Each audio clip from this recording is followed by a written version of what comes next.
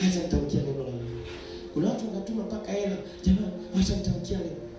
Biblia imesema hivi, nisikilize, msome Biblia vizuri muelewe. Biblia inasema hivi, mheshimu baba yako na mama yako katika nani? Katika mheshimu baba yako na mama yako katika Bwana. Biblia inasema wanawake wamwambia tini waume zenu, enyi wake watini waume zenu katika. Hivi unaelewa? Maana kama mwanaume atakuwa nje ya Bwana, hatuna mtii. Hawezi kwambia twende kwa mganga ukasema na mtii mume wangu naenda kwa mganga. Never. Lazima hawa anakushauri katika Bwana. Mama yako na baba yako wakushauri katika Bwana. Nje ya Bwana hata atewe laana zinazofika Marekani hazikushiki. Maana yuko nje ya Bwana. Ndio maana Yesu aliwaambia mamake, kama mnakumbuka, alimwambia mamake alipomtumia watu nje. Anamwambia mwite Yesu hapa. Yaani mamake anamuita Yesu kwa amri. Anamwiteni. Mwambie namuita babake na mamake ni hapa nje. Tunamsubiri, tumekaa sana hapa muda mrefu. Watu wamejaa huko, sisi ni wazazi tunashindwa kuingia huko. Hebu mwambiaje? Petro kaenda. Bwana, mamako na babako wako mle nje wanakusubiri utoke. Akamwangalia kuna Petro kwa hasira. Kama hivi unajua mnachoniambia? Nenda kamwambie mama na baba, mimi walioko hapa ndio babangu na mamangu. Hawa walioko nje si watambui. Mtu wa kwanza anatakiwa alaaniwe nani? Ni Yesu. Alimwambia mamake sikutambui na baba sikutambui kama hautakuwa pamoja nami katika neema ya Bwana wangu. Hautakuwa na mimi katika Kristo, mimi sikutambui. Kwa hiyo kataa. Wa kwanza kumkataa baba na mama ni Yesu. Na akasema yoyote anayemwangalia baba yake na mama yake anifai. Alisema na hajasema? Nikusomee. Yoyote anayemwangalia mjomba, shangazi, mama, binamu anifai. Hajasema umchukie. Hajasema mdharau. Kasema umsikilize katika Bwana. Akikushauri nenda ibadani. Akikushauri funga ombi, mwambie yes mama. Yes, akakwambia mwanangu, nataka nisikie kwanza sasa hivi unaenda kutambika. Babu yako anakula tujamkumbuka siku nyingi, mwambie hivi siendi kutambika. Mungu wangu hakubali. Haikubaliki. Hebu sema katika Bwana. Kuna watu wana maamuzi magumu kama haya. Msikize vizuri. Mama akuomba hela, muulize ya nini? Sasa kwa sababu ya mchanganyiko hapa ndio maana tunavutwa. Unajua tunavutwa Tunavutwa na asili. Sasa nimefundisha kwamba kuna tabia zingine ziko chini hazijajidhihirisha bado. Unazo tabia fulani za kiburi hazijajidhihirisha. Ni sawa utakapopata hela au mume au mke. Sitajifunua na tabia zitajifunua kwa mtoto mmoja au wawili. Hello. Unaweza ukasema mimi siwezi kusema uongo, siwezi kabisa. Au siwezi kuzini, mimi hapana. Lakini bado haijajidhihirisha. Kuna mifumo bado haijajidhihirisha. Au kuna mtu wa design hiyo hajatokea. Kwa mfano, mimi usinzi, mimi hapana. Nani? Mimi nimeokoka. Hajatokea mtu wa kukupeleka kwenye usinzi, atatokea mkaka ambao huku ndani na atakuingiza kwenye usinzi. Sasa macho yako na atakachokusemesha kitaingia masikioni, kinaingia moja kwa moja kwenye ladha. Unatoka kwa sasa hivi ilikuwaje? Mbona ilikuwaje? Sio ilikuwaje? Hicho kitu kilikuwa ndani hujashughulika nacho. Yaani unashughulika na vilivyoko ndani, unashughulika unavyoviona. Shughulika na vilivyoko ndani kabla havijajidhihirisha.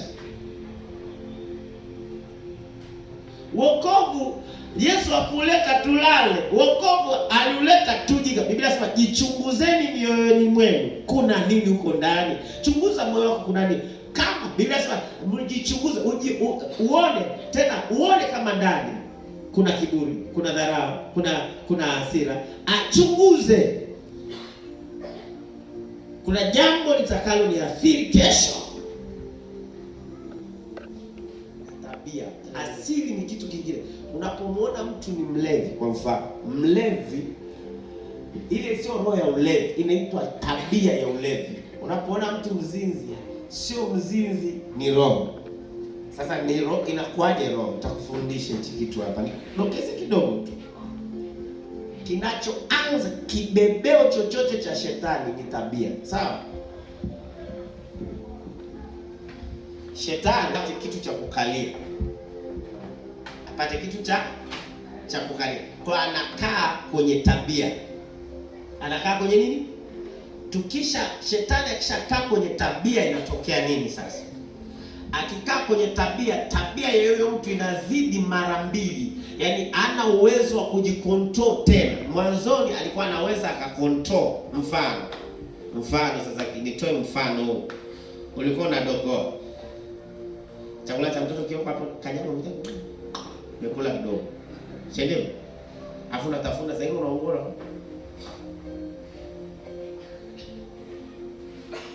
Unaulizwa nini? Niko roho. Paka nyama ishuke. Jamaa mmoja aliiba kiazi akaungua siku ya Pasaka. Akasema namrudia Yesu kufa kwake. Baada sivyo, kaungua kiazi. Tabia ya kudokoa.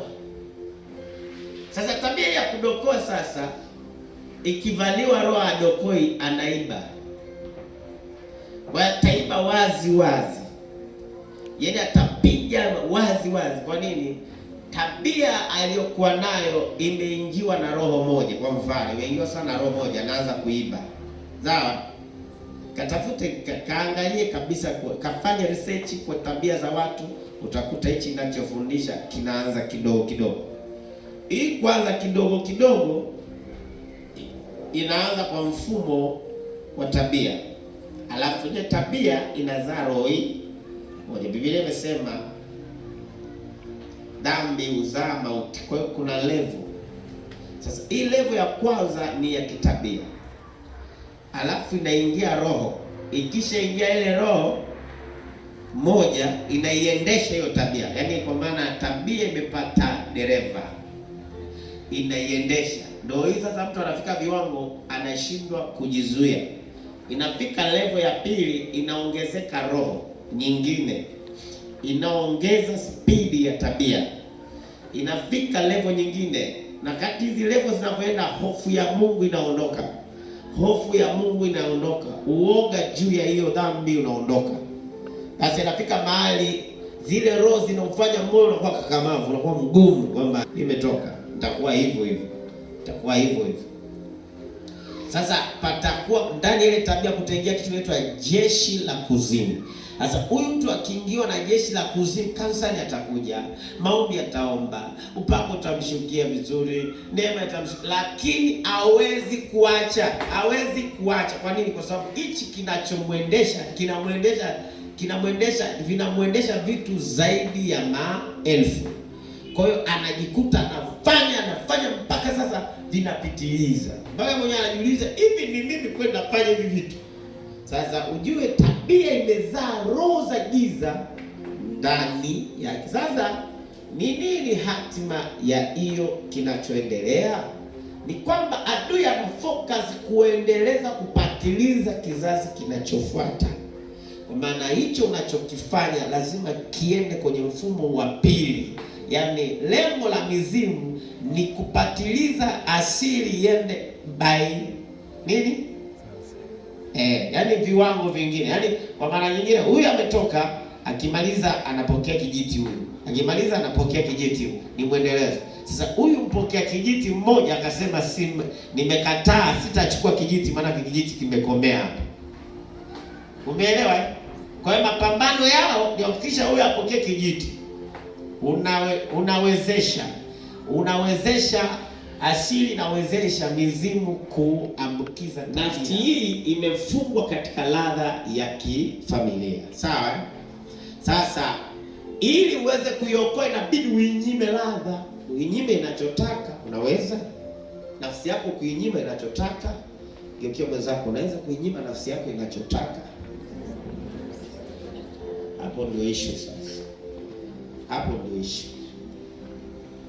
ndio issue. Issue iko kwamba kuinyima nafsi yako inataka nini? Umeelewa? Kuinyima inataka nini? Inataka kitu gani? Umeshagundua nafsi yako inachotaka, unainyima unachotaka. Sasa ili kuinyima lazima uwe na nguvu za Roho Mtakatifu, sio wewe. Sasa ndio ujazo wa Roho Mtakatifu ndio unampa nguvu mtu ya kushinda asili. Mtu asikwambia asili unashinda kwa kuomba, maana kuomba kwenyewe uwezi. Kwa maana asili kwepo uwezi kuongea. Mtu anasimama mbele za Mungu hawezi kuomba. Sema basi. Unafikiri kuna mtu hana mambo ya kusema? Yeye anasema nini sasa? Hana wakati. Baba hana cha kusema. Nini kinazuia? Asili inaambia kuna kusema. Usiongea, nyamaza. Akipiga magoti, lala.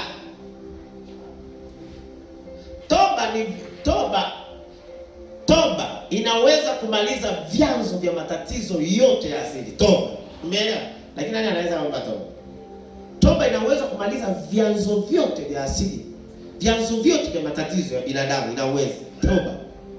Geukia mwenzako wa nyuma na kushoto kulia, mwambie toba ina uwezo kumaliza vyanzo vyote vya matatizo ulionayo. Labda nikuonyeshe kitu hichi. Maombi ya vita hayamalizi vyanzo vya matatizo. Umeelewa? Haukuombea vita yenyewe haimalizi vyanzo vya matatizo. Kwa sababu gani? Nisikilize vizuri. Kwa sababu gani?